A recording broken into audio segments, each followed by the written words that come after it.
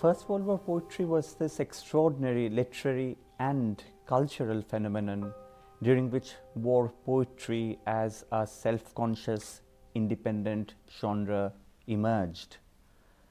Poetry has always been interested in war. But wait, where are all the women? Women were working in factories, building ammunition, volunteering as nurses at the voluntary aid detachments, or growing crops in their backyard. So, why were their voices censored? Because they weren't part of the infantrymen out on the fields. Nevertheless, some renowned names include Jesse Pope, who asked, "Who's for the game?" The biggest that's played, the red crashing game of a fight. Who'll grip and tackle the job unafraid? And who thinks he'd rather sit tight?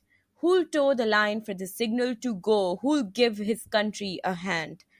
A lot of her work was focused around drawing parallels between sport and warfare, painting sacrifice as necessary for the greater good, and drawing parallels between nationalism and masculinity.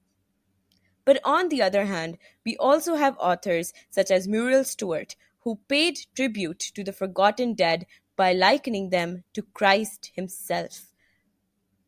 Muriel draw parallels between nationalism and religion by saying, "There was his body, broken for you.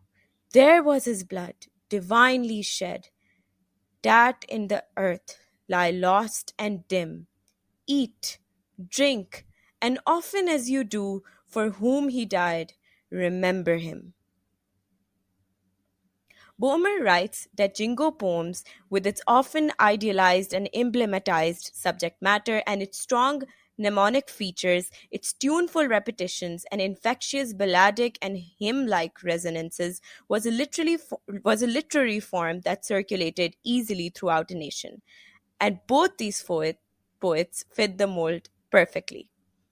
Meanwhile, eastward, the tragic queen of Russia, Anna Komatova, wrote a memoriam on 1914, the day Germany declared war on Russia, to abandon all personal memory for a national memory of the war instead.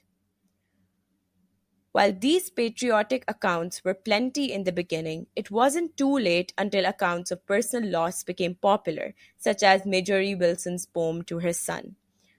What is again censored is the voice of the colonial subject, particularly the feminine colonial subject, in these recollections of loss. Created using Powtoon.